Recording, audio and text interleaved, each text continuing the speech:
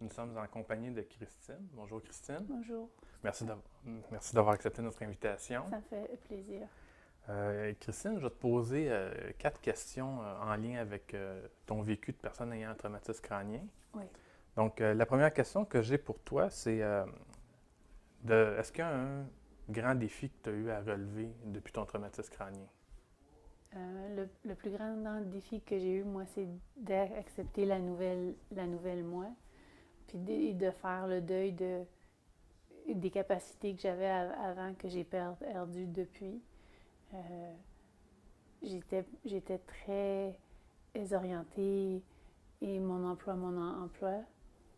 Puis maintenant, mais je veux pas travailler.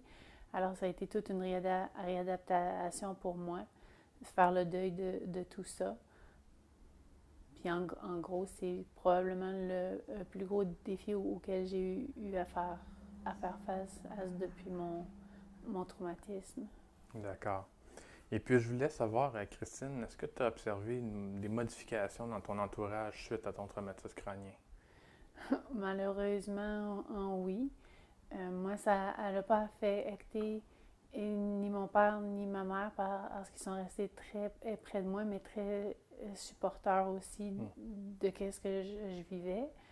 Euh, Depuis mon traumatisme, j'ai un conjoint que j'ai rencontré après. Donc, lui, il me connaît comme je suis aujourd'hui, puis il me supporte dans ce que je vis.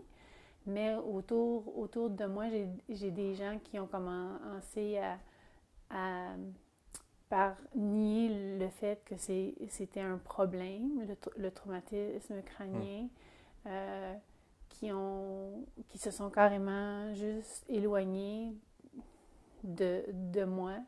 Euh, alors, il a fallu aussi faire face à la perte d'amis, à la perte de connaissances, à l'éloignement de certains membres de la famille aussi, que c'est pas toujours évident à accepter. Là.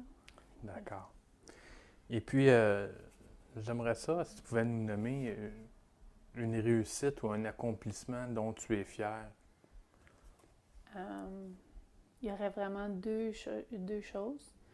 La première, c'est d'avoir réappris à parler puis de me faire comprendre par les gens parce qu'au Hmm. début, suite au traumatisme, j'avais un bégaiement très prononcé.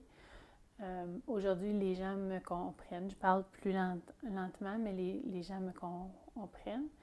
Et mon autre réussite, c'est que j'ai appris avec tout ça à prendre soin de moi puis à prendre du temps OK. pour moi parce que j'étais celle qui était toujours donne, donne, donne, donne, donne. Puis s'il restait du temps ou de l'énergie, là, c'était pour moi, mais 95% du temps, il n'en reste pas. Donc, toi, tu t'oublies dans tout ça.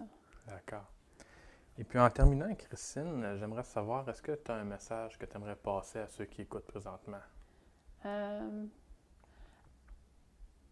Ça serait ben, pas de nous comprendre parce que ça, c'est pas évident, mais ça serait surtout de voir suite à un traumatisme, on a souvent un problème cognitif, euh, mais on n'a pas perdu nos capacités intellectuelles. Hmm. On est toutes là, puis euh, on a des pertes de mémoire ou des trucs comme ça. Je risque de demander aux gens leur nom à peu près 6 fois avant que ça reste. Hmm. Sauf que ça ne veut pas dire que j'ai perdu mon intelligence, puis le restant des capacités cognitives que j'avais avant. Alors, beaucoup de gens ont tendance à nous voir pour des personnes qui ont une déficience intellectuelle, puis c'est pas le cas dans la majeure partie des cas des traumatisés crâniens. D'accord. Bien, je te remercie beaucoup, Christine. Ça m'a fait plaisir.